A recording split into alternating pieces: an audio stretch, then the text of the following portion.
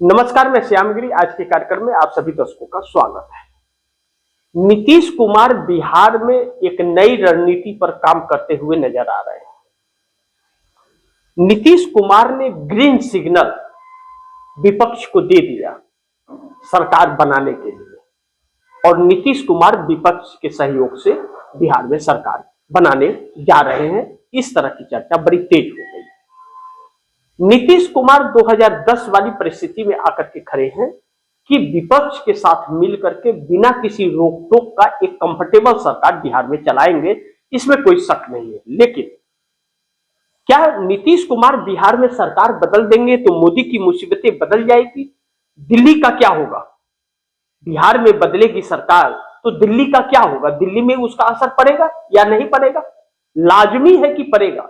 नीतीश कुमार अगर बिहार में सरकार बदलते हैं तो मोदी से समर्थन लेंगे ही लेंगे, कोई दो राय ही नहीं, कोई शक ही नहीं है कि मोदी से समर्थन वापस नहीं लेंगे।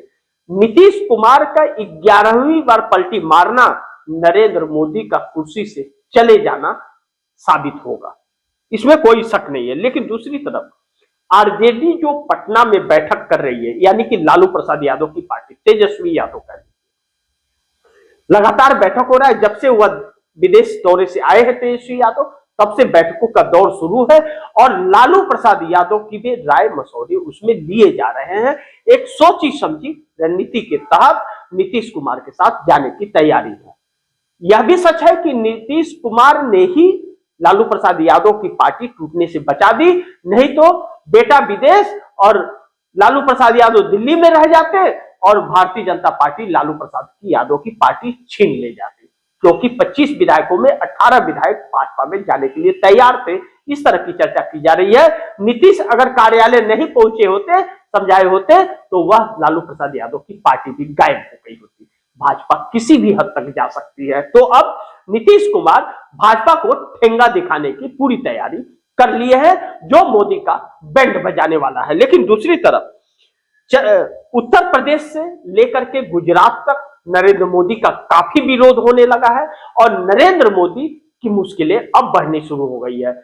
डोनाल्ड ट्रंप अमेरिकी राष्ट्रपति ने जो बयान दिया और डोनाल्ड ट्रंप के बयान के बाद जो भूचाल से परिस्थिति हमारे देश में मची हुई है, भूचाल जो मचा हुआ है, डोनाल्ड ट्रंप ने यह कह क्या दिया कि मेरे को खुश करने के लिए मोदी कुछ भी करेगा और कुछ भी कर रहा है, मैं जैसे कहूंगा वैसे मोदी करेगा। रसिया से तेल लेना बंद कर दिया है, हमें खुश करने की कोशिश कर रहा है और खुश करना भी पड़ेगा क्योंकि मैं नाराज हूं। यह बात भारत के लिए शर्म से डूब बनने वाली बात है, क्योंकि अमेरिकी राष्ट्रपति को खुश करने के लिए हमारे देश का प्रधानमंत्री कुछ भी करने को तैयार है, उसके कहने पे चल रहा है। यानी कि राहुल गांधी ने जो बातें कही थी वह बातें सच हो गई, और कि जो ट्रंप बोलेगा नरेंद्र मोदी करेगा, नरेंद्र मोदी जवाब नहीं दे सकता, और वाकई नरेंद्र मोदी जवाब नहीं दे रहा है। यह हमारे देश के लिए बड़ी घातक है। कहीं ऐसा ना हो ट्रंप को खुश करने के चक्कर में देश को बेच दे और उसकी सेना को हमारे देश में एंट्री दे दे, तो फिर बड़ी मुसीबत में हमारा देश आ जाएगा। और मोदी कुछ भी कर सकता है अपने स्वार्थ के लिए। मोदी का कोई ऐसा बहुत बड़ा राज अमेरिका के ट्रंप के पास है जिसके सामने मोदी घुटने टेक करके थूक कर चाट रहा है। यह बात कहना पड़ेगा, क्योंकि अगर नहीं ऐसा है, यह बात अगर गलत है, इस बात में सच्चाई नहीं है, तो नरेंद्र मोदी को तुरंत जवाब देना चाहिए कि ट्रंप किसी को भी हम कुछ नहीं मानते और हम अमेरिका के ऊपर टैरिफ लगा रहे हैं। वह 50% टैरिफ लगाए, हम 100% लगाएंगे। हिम्मत है कहने की? कहे कि अमेरिका ने नहीं, मेरे सामने खुद पाकिस्तान ने घुटने टेके थे, इसलिए मैंने ऑपरेशन सिंदूर का सीज फायर कराया। हिम्मत नहीं है इस व्यक्ति में। यह व्यक्ति पूरी तरह से डरपोक व्यक्ति है, झूठी शान में इस देश को गुमराह कर रहा था और आज पोल पट्टी खुल गई है। अगर यह चीज है तो भारतीय जनता पार्टी के अंदर भी बगावत हो रही है। सुब्रमण्यम स्वामी ने जिस तरह से ट्वीट किया, दो ट्वीट किया और ट्वीट करके सवालों में डाल दिया कि नरेंद्र मोदी देश के लिए बहुत घातक हो रहा है और भारतीय जनता पार्टी का नामो निशान खत्म हो जाएगा। और नरेंद्र मोदी के जानने वाले भी लोग अब ऐसे कहने, अटल बिहारी वाजपेयी के वक्त वित्त मंत्री रहे और विदेश मंत्री रहे यशवंत सिन्हा भी कह रहे कि नरेंद्र मोदी का कोई बहुत बड़ा राज छुपा है जो अमेरिका के पास है, इसलिए नरेंद्र मोदी कुछ भी करेगा। तो सोचिए कितना घातक यह व्यक्ति हमारे देश के लिए है। दूसरी तरफ हमारे देश के लोकतंत्र को भी खत्म किया जा रहा है नरेंद्र मोदी अमित शाह के द्वारा। तो कानून के साथ, लोकतंत्र के साथ खिलवाड़ किया जा रहा है, संविधान के साथ किया जा रहा है। सत्य को झूठ बनाने के लिए हर संभव प्रयास किया जा रहा है और झूठ को सत्य बनाने के लिए किसी के ऊपर भी कितने भी जुल्म ढाए जा रहे हैं। उमर खालिद इसी का एक जीता जागता सबूत है कि न्यायपालिका से लेकर सरकार तक सब पीछे पड़ गए। क्यों? क्योंकि बोलने वाला व्यक्ति, सवाल पूछने वाला व्यक्ति इन लोगों को मंजूर नहीं। लेकिन दूसरी तरफ मुकेश अंबानी ने एक बयान दिया।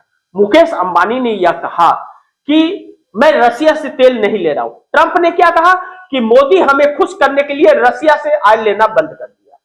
मुकेश अंबानी तुरंत बयान क्या आता है, उनका लेटर जारी होता है कि रसिया से रिलायंस रिफाइनरी रसिया से ऑयल नहीं ले रहा है। यानी कि ट्रंप के कहने पर इसने कह दिया, ट्रंप की बातों पर मुहर लगा दिया अनिल अंबानी। हमारे देश का सबसे बड़ा रिफाइनरी जामनगर रिलायंस रिफाइनरी है जो मुकेश अंबानी का है।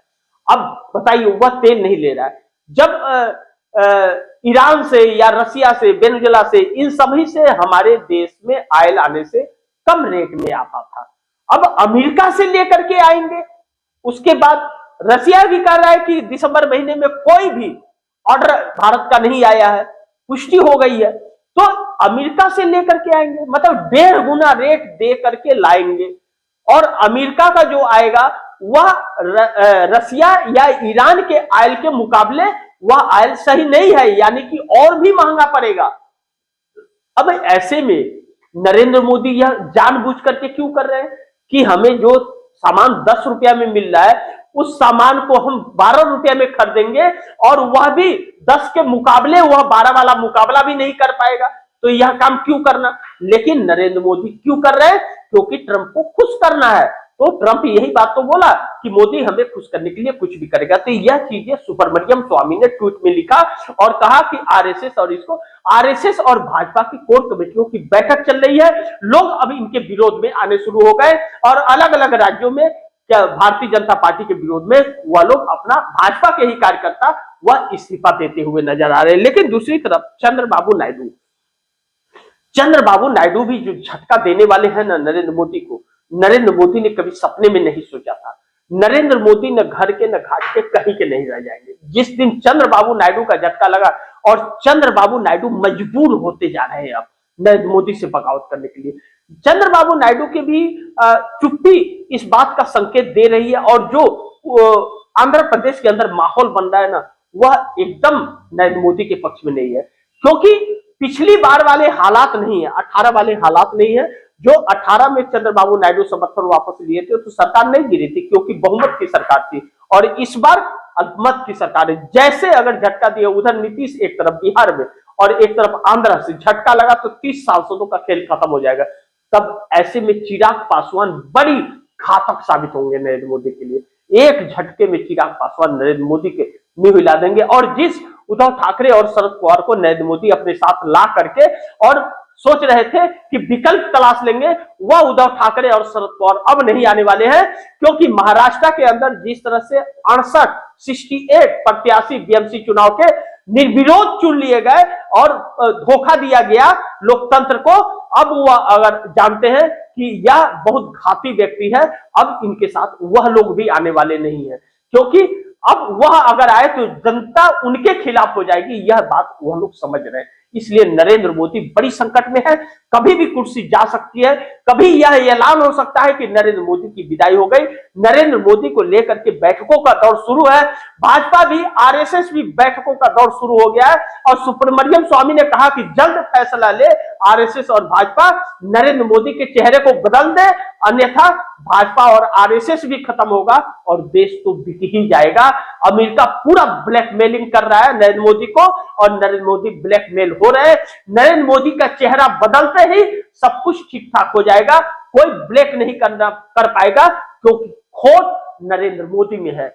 ऐसे में बैठकों का बहुत जल्द फैसला हो सकता है नरेंद्र मोदी को कुर्सी से हटाने का, चेहरा बदलने का। अगर यह कहे कि मोदी सरकार जा रही है और घंटी इनकी बज गई है, उल्टी गिनती शुरू हो गई है, तो इसमें कोई शक नहीं है। अब न फकीर रहेंगे न चाय वाला, झोला उठा करके सड़कों पर नजर आएंगे या आएंगे तिहाड़ जेल में नजर, देखना बड़ी महत्वपूर्ण होगा। तो इसी के साथ आप दर्शकों से इजाजत चाहूंगा, अगली खबर के साथ फिर हाजिर होऊंगा।